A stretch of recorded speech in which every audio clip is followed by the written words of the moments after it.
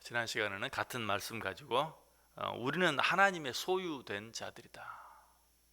좀 더 노골적으로 말하면 우리는 하나님의 것이다. 하나님께서는 당신의 소유된 우리를 절대로 대적들에게 빼앗기지 않으신다. 하나님께서는 당신의 소유된 우리를 어떤 경우에라도 반드시 지키시고 보호하신다 하는 것 말씀드렸어요. 사도 바울이 이 사실을 깨달았어요. 그래서 그는 이렇게 고백합니다. 디모데후서 1장 12절에 이로 말미암아 내가 또 이 고난을 받되 부끄러워하지 아니함은 내가 믿는 자를 내가 알고 또한 내가 의탁한 것을 그날까지 그가 능히 지키실 줄을 내가 확신하노라. 하나님께서는 당신의 것을 그 날까지 반드시 지키실 것을 내가 분명히 믿는다, 확신한다 라고 고백하고 있어요. 그러므로 우리는 이 사실을 믿고 담대하게 우리에게 주어진 삶들을 살아갈 수 있어야 된다라고 말씀드렸습니다.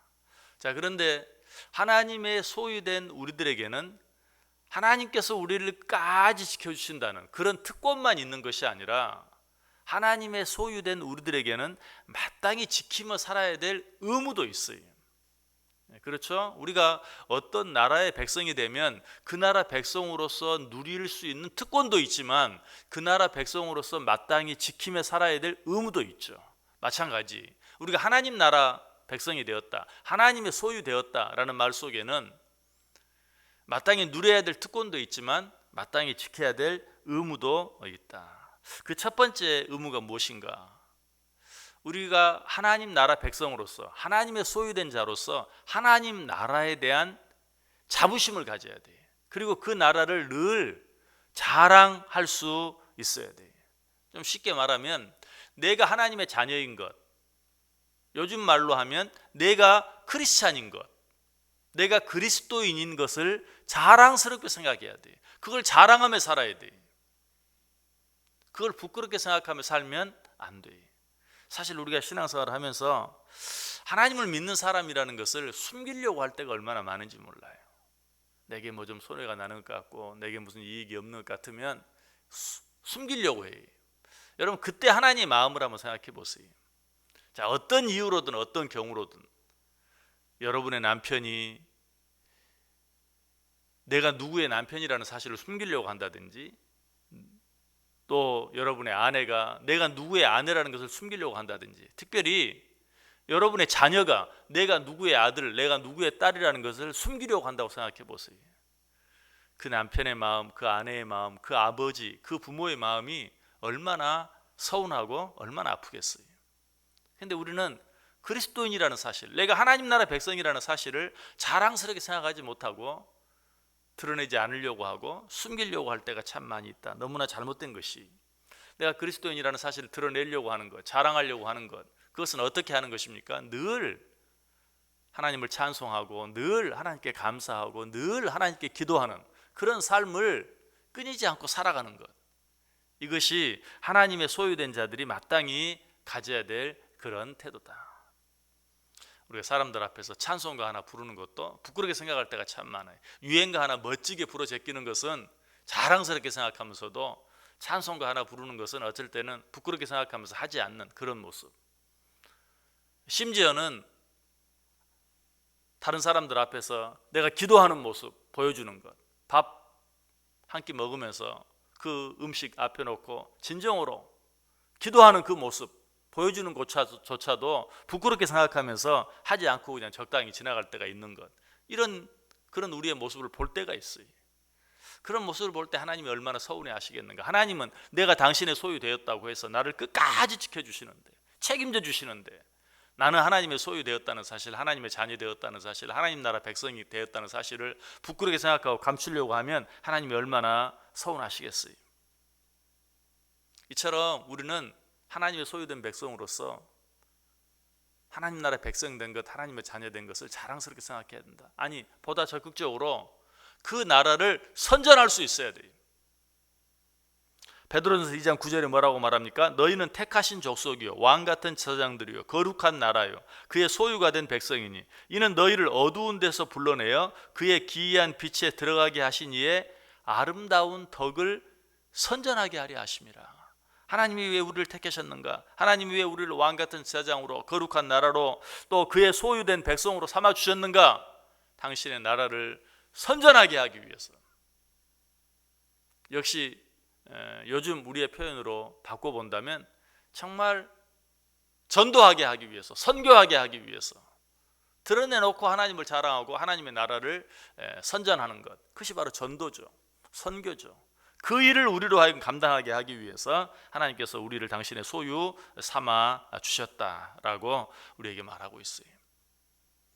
또 한 가지, 하나님의 소유된 백성들로서 마땅히 알아야 될 의무, 또 지키며 살아야 될 의무 또 한 가지는 무엇입니까?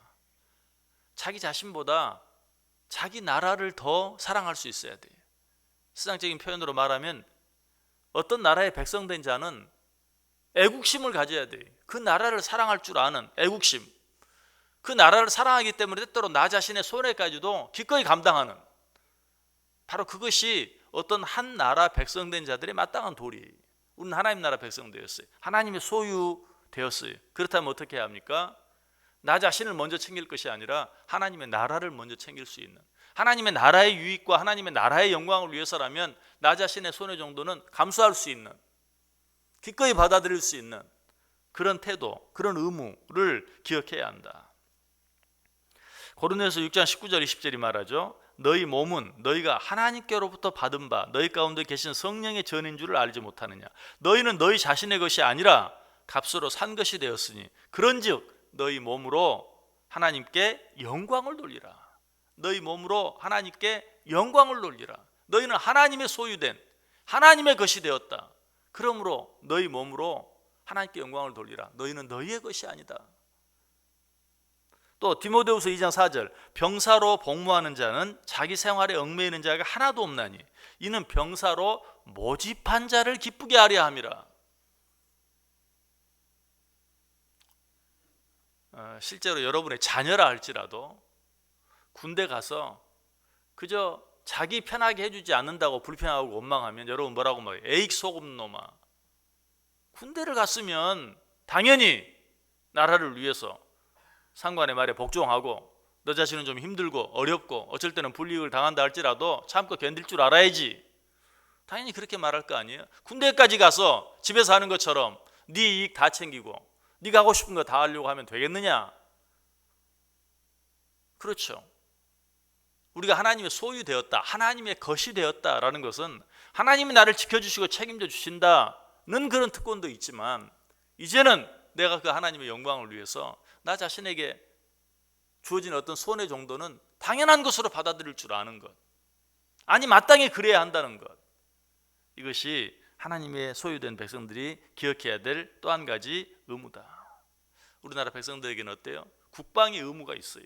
마찬가지 하나님의 나라 백성된 자들에게는 하나님 나라를 위해서 헌신하고 수고하고 애써야 될 그런 의무, 그런 책임이 있다라는 것이.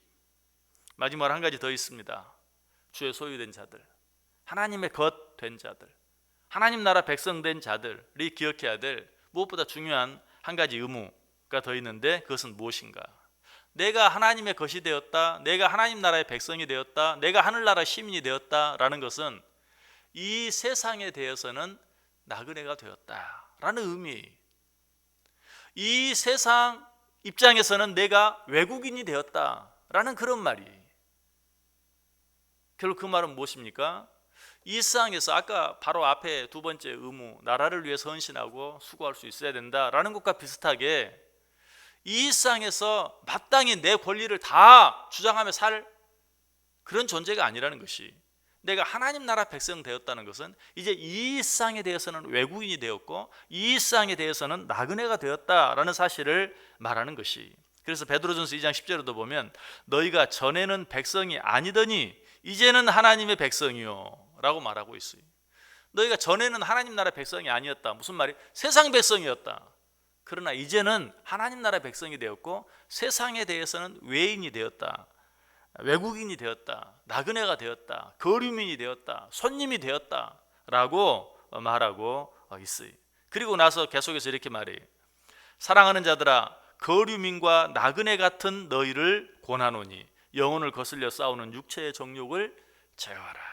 너희는 이제 거류민과 나그네 같은 자가 되었다. 어디에 대해서? 이 세상에 대해서. 그러므로 이 세상에 대한 내 모든 육신의 정욕을 제어하라. 이 세상 백성일 때는 이 세상에서 누려야 될 권리를 추구하고 살았을지 모르지만 이제는 하나님 나라 백성 되었고 이 세상에 대해서는 외국인이 되었으니 이 세상에 대한 그런 모든 육신의 정욕은 제어하라. 나는 이 세상의 백성이 아니라는 사실을 기억하면서 그런 모든 세상적인 욕심은 제어하라 라고 말하고 있어요. 우리는 이 세상에 대해서 살 때 마치 이 세상의 주인처럼, 이 세상 백성인 것처럼 이 세상 백성들과 똑같이 살아서는 안 돼요. 이 세상에 대해서는 거류민처럼, 잠시 왔다 가는, 잠시 들렀다 가는 거류민처럼, 나그네처럼, 외국인처럼 그렇게 살아가야 돼요. 세상이 조국인 것처럼, 세상이 내 고향인 것처럼 살아서는 되지 않는다. 여러분, 히브리서 11장 믿음장에 나오는 모든 믿음의 선배들, 믿음의 영웅들은 그렇게 살았어요. 히브리서 11장 13절에 보면 이 사람들은 다 믿음을 따라 죽었으며 약속을 받지 못하였으되 그것을 멀리서 보고 환영하며 또 땅에서는 외국인과 나그네임을 증언하였다. 히브리서 11장에 기록된 믿음의 사람들이 어떤 사람이다? 이 땅에 대해서는 외국인과 나그네임을 증언하였다. 나는 이 땅 사람이 아니다. 나는 이 땅에 대해서는 외국 사람이다. 나는 이 땅에 대해서는 거류민과 같은 자들이다. 나는 이 땅에 대해서는 나그네 된 자다. 그러니 내가 너희들과 똑같은 권리를 다 누리지 못하는 것은 당연하다. 내가 이 세상에 살면서 손해를 보는 것도 당연하다 라고 그것을 숨기려고 하는 것이 아니라 오히려 증언하고 나타내고 자랑스럽게 생각하고 오히려 자랑하면서 살았다. 이것이 바로 히브리서 11장에 기록된 믿음의 사람들의 참 모습이었어요. 저 여러분은 하나님의 소유된 자들입니다. 하나님 나라 백성 되었습니다. 하나님 나라 시민 되었습니다. 어떻게 살아야 될까요? 하나님 나라 시민 된 것을 자랑할 수 있어야 돼요. 보다 적극적으로 그것을 선전하며 살 수 있어야 돼요. 그 나라를 위해서라면 어느 정도의 손해를 감당할 수 있어야 돼요. 그것을 당연하게 생각할 수 있어야 돼요. 무엇보다 이 세상에 대해서는 내가 외국인이요 나그네요 거류민이라는 걸 생각하면서 이 세상에 속한 자처럼 살 것이 아니라, 이 세상에서 내가 누려야 할 것들을 다 누리려고 할 것이 아니라, 나는 이 세상에 대해서는 외국인 것을 기억하고 하나님의 나라 백성답게 하나님의 나라를 생각하면서 살아갈 수 있는 것, 이것이 진정한 하나님의 소유된 자들의 삶의 모습이다. 오늘 하루 그렇게 살 수 있기를 바랍니다. 그렇게 할 때 하나님께서는 어때요? 그래, 너는 내 것이다. 그래, 너는 내 자녀다. 그래, 너는 내 백성이다. 내가 너를 책임지겠다. 내가 너와 함께 하겠다. 내가 너를 지키고 내가 너를 보호하겠다. 하나님의 백성답게 이 은혜를 누리며 살아갈 수 있는 귀한 한 날, 또 귀한 인생 전체 될 수 있기를 주님의 이름으로 간절히 축원합니다. 기도하겠습니다.